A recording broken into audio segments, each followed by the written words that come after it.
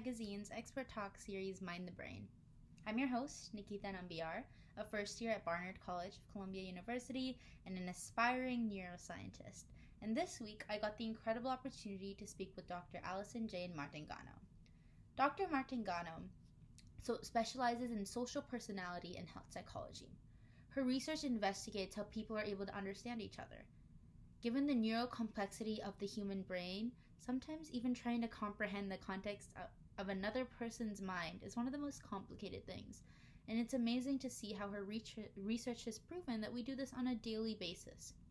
Dr. Martingano investigates how different types of communication, empathy, and stereotypes influence people. She also investigated the impact that integrating technology has on daily human interactions, and I thought that was one of the most interesting facets of what our identity is as a researcher. Dr. Martingano recently defended her PhD in cognitive, social, and developmental psychology at the New School and has written multiple papers that have been published in various different academic journals that are of very high quality. So without further ado, let's move on to the video. I hope you guys enjoy watching the video as much as I did learning from her. You are one of the most incredible people I've had the opportunity to work with. You taught me, and as I said, so grateful to have you here today. So I wanted to kick this interview off with a really interesting question, which is the fact that you've conducted a lot of amazing research. And, with research, you get a lot of cool findings as well. So is there anything that you found while conducting research that really blew your mind or changed your conception of how research was even conducted? Thanks so much. It's so lovely to be here, Nikita. So my research, as you know, is mainly on empathy. So what it is, what causes it, how does it make us act? There's lots of confusion around what empathy is, probably because it's a multidimensional concept that has multiple components already. But empathy includes understanding what other people are feeling and feeling for them. So my research, I designed what I call a dual process model of empathy, which means I argue that we automatically feel for people who are in distress, but it takes effort and practice to truly understand what somebody's going through. So following this model, my research has looked at lots of different ways to increase empathy through situations that encourage or require people to practice that understanding. So for example, we found that reading literary fiction increases understanding of people's mental states, that listening to other people does too. With my collaborators, I'm working on a smartphone app, which we're designing to challenge people to increase their empathy skills, which we've got some evidence of a little bit of success on that. I'm also really interested to see whether certain life experiences, such as being an immigrant, for example, might challenge people to work their empathy muscles a little bit harder in order to understand what people are thinking or feeling who are different from them. My research, sort of surprising results. So I've also found that some things that people claim can increase empathy, such as virtual reality, actually have real limits to their effectiveness. So VR, doesn't seem to be effective at increasing all types of empathy. It turns out actually that it only increases one type. I just think that's so fascinating. And I read your paper that you wrote on VR and empathy, and I actually hadn't heard of that before, and now knowing that it doesn't help as much is, again, interesting. I had heard of reading increasing your empathy because my parents started making sure that I was reading from a young age just for this sole reason. And I feel trying to make apps or design apps that would increase empathy is such a unique way of looking at it, since I know from the moment I wake up, I'm on my phone. Like the moment I wake up to the moment I'm in bed, and if there is an app that's just right there at my fingertips, I'm probably going to use it. So that's such a creative way of looking at empathy and increasing that skill as well. So it's amazing that you're conducting research in that area. And speaking of research, that brings me to my next question, which is that you defended your thesis in cognitive, social, and developmental psychology recently. So congratulations for that, first of all. And my question for you is, how did you know that academia was the right path? Yeah, so I actually knew psychology was the right field for me way before I knew that academia was what I was interested in. So I very vividly remember my first psychology teacher back in England when I was 16. Her name was Deborah. I don't imagine she remembers me. She taught Introduction to Psychology by teaching the classic psychology experiments sort of one by one. So Milgram, Loftus, Bandura, Schechter and Singer. And I just found them all fascinating. And I actually remember the first psych textbook I was assigned. I actually have an old copy of it here, which I keep in my office to inspire me. And I would stay up past my bedtime under the covers with a flashlight reading this book. And that's when I knew that psychology was the topic I was super interested in. But it took me so much longer to realize that I wanted to be an academic. So for many years, I thought I actually wanted to be a clinical psychologist. But during graduate school, I took on some teaching positions for some extra cash and found out that I loved teaching. I love seeing my students' faces light up when I teach these old research studies in exactly the same way that mine did. That's so inspiring because I am in a very weird position right now where I'm considering, is academia the right path?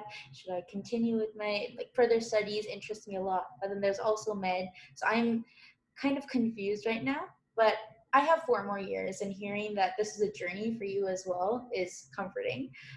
And psychology is such a beautiful field. I love psychology so much. And you were actually my first exposure to psychology when I took your summer class. So that I feel like a good teacher makes all the difference. And thankfully you had a good teacher and I had a good teacher. I found a good teacher in you.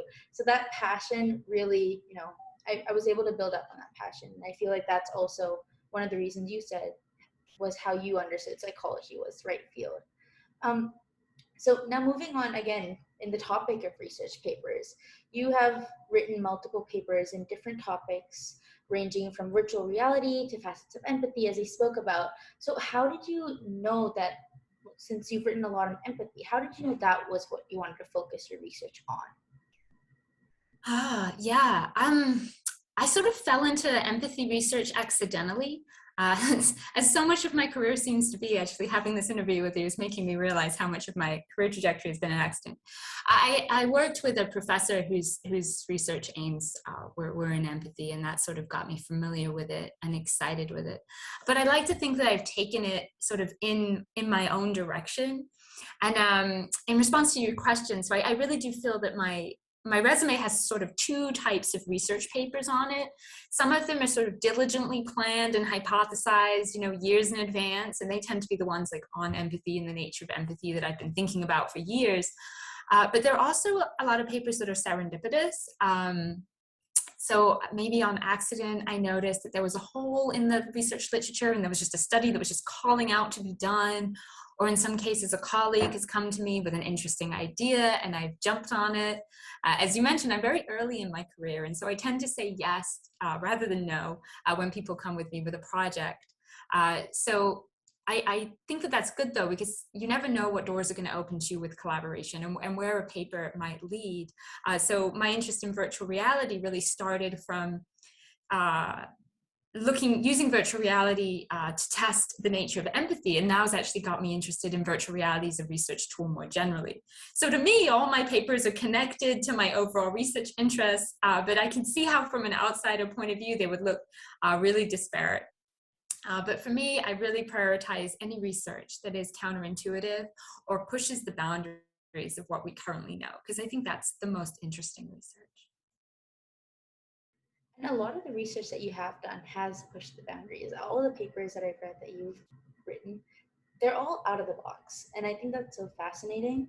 And while you did share some interesting findings that you got in the beginning of this interview, is there anything that really revolutionized the way that we look at empathy? Or is there anything like that that you have discovered through your research?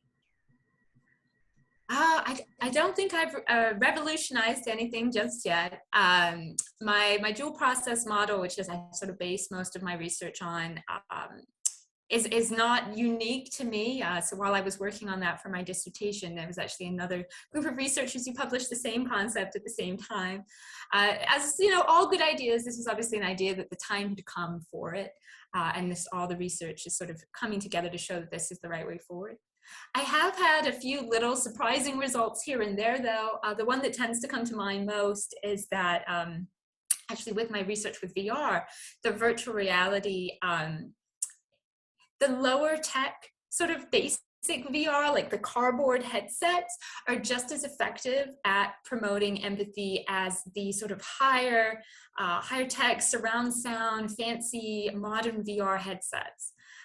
Which at the time I thought was really surprising, although now I've thought about it for much longer, and maybe it's not that surprising at all. I mean, when we go to the theater, for example, and the costumes are terrible and the set is terrible, but we still get really moved by the story, we still get caught up in it. So to the extent that VR can increase, that emotional part of empathy, it seems to work no matter how bad the graphics are. Like I said in the beginning as well, the VR aspect is just so cool to me. Even if it doesn't have that much impact on increasing empathy, just the fact that you looked from that angle is, that blew my mind completely. And so I like to think that each researcher or whoever it is has multiple facets of their identity. And another really important facet of your identity is that you are a writer for Psychology Today, which is incredibly cool. And so I was wondering how you got involved in writing for Psychology Today. As someone who's very interested in academic writing in general, I've been writing random psychology articles and neuroscience articles since before I could remember. So I was just wondering how you were able to channel that passion through Psychology Today and how you got involved in it. Yeah. So I actually wrote to Psychology Today, the editor, and pitched an article that I was particularly interested in writing. And I got this very nice response back telling me they didn't want that article. But they did say that even though they didn't want that article, that they would be happy for me to join as a regular contributor to the blog, which is how I got involved. So I guess the moral of that story is to push for things. You never know what might come out of them. That's so fascinating. And that's a really great life lesson too, because I know I have given up on things countless times because someone's just said no. I'm trying to have a more positive outlook now that I'm going to college and I have to be independent, trying to be an adult, so to say, for the first time. So that's a really great piece of advice as well. And continuation of that question. So as a writer for Psychology Today, what experience do you think came in handy or would come in handy for a student like me who wants to write scientific literature or, publish articles on the web? Yeah. So learning to write for different audiences is a really, really important skill, and one that has taken me a very long time to hone, and I still think I'm working on it. So I pride myself in writing in plain English because I think that everybody should be able to read and understand research papers. Like I strongly believe that when you write a research paper, that I should be able to give it to one of my students and they should be able to understand it. And it frustrates me that other researchers don't do this. But I've actually been criticized by other researchers and academics for doing that. Last year, I had a peer review of one of my articles came back, and one of the comments that was my language was too casual. So there's definitely a balancing act. And what I think I've learned is that you really need to know your audience and then adjust the level accordingly. So that doesn't mean that you should ever use jargon or be overly verbose, because I don't think that has any place in writing. But if you're talking about, for example, measuring empathy, in a blog post for Psychology Today, you could say, we used a questionnaire to measure empathy. But in an academic piece, you would need to say exactly what questionnaire, how many items there were, what the response format was, for example. So for me, I really think it's the level of detail that should differ, but not actually any of the factual content. I'm always really careful, or I like to think I'm really careful when I'm writing for Psychology Today, not to oversimplify things to the point that they're not true. You still need to be able to convey the subtlety and the nuance of research results without maybe just getting into as many of the technicalities and specifics. I feel like that's great. That's a great tip, especially since, I did the IB diploma program, and the hardest thing that I found when writing the research papers that we had for that was finding my target audience and tailoring my paper so that it met that target audience. So yeah, I feel that papers that are very jargon heavy, they're hard to understand. And especially for, if I'm a student and I'm trying to read a paper and try to learn more about the topic, I find myself getting lost and having to read more articles just so that I can understand the initial one that I took up. So that's great that you told us to understand our target audience and I mean, I think looking into different writing styles as well is really important, which you also spoke about. And going back to the facets of your identity, another really cool facet of your identity is that you are a postdoctoral IRTA for NIH. That is probably the coolest job title I've heard. I've used cool so many times, but it's amazing. I don't even know how you're speaking with me today. It feels so surreal for me because you are the level that I hope to achieve one day. You're at that level. But holding this position, I was wondering what it actually means for you in terms of the opportunities you get to teach, as well as resources that are on offer for you to conduct further research. Yeah, so working at NIH gives me access to the most amazing research resources. One of the wonderful things about working for the government is that you don't have to apply for grants to fund your research. So normally in academia, you would have to apply to a foundation to support your research, and you'd write to them what you wanted to do, and they decide, yeah, we want to fund that, or no, we don't want to fund that. And your research is constantly contingent on whether you get that funding or not, which is a lot of pressure and, in my opinion, wastes a lot of your time writing grant applications all the time. At NIH, your funding is secure. And so you can pursue those research questions without having to convince somebody first to give you the money to do it. So that's just sort of one of the most amazing things about working for NIH. And there's also wonderful opportunities to collaborate with some of the greatest researchers in the country, who are just down the hall. I like to boast that I'm in the same building as Dr. Anthony Fauci at the moment, which is just fantastic. I mean, I don't work with him, I can't claim that, but he is in my building down the hall. So you're just surrounded by these really fascinating people who are just doing this most amazing work. Unfortunately, however, it doesn't give you much opportunity to teach in the classic meaning of the word teaching. I do mentor junior trainees and I mentor summer students, but I don't teach any traditional classes. But as you know, I do still teach at Columbia on the weekends as part of their high school program. So I still get my fill of teachings. I love teaching, but I don't actually get to do that through my day job. That's really fascinating. As I said, it's just so cool that you get to conduct research for the government. And you mentioned not having to sign up for grants and wait for that long period for the approval. That's amazing. And you just touched upon the fact that you are a teacher for Columbia's high school programs. I was part of your class, one of the best classes I've had. And so I was wondering, what actually makes a student stand out? This is a very vague question, I know, but so I've registered for a biology class, and there are 400 people, and it's online, and I can't even fathom how I would be able to stand out in a class that size. So do you have any advice for me in that sense? How can I make myself unique? Yeah, wow. Well, a 400-person class is a big class. When I was an undergraduate, I did a year abroad at the University of Sydney in Australia, and they had classes that large. They had, the whole auditorium, and then they would have a live stream of it into another auditorium. And the professor's this tiny little dot on the stage that you can barely see. My strategy when I was in that class was that if I ever got assigned to the overflow auditorium, I would actually sneak into the main auditorium and just sit in the aisle, so I could at least be in the same room as the professor. I think that is important.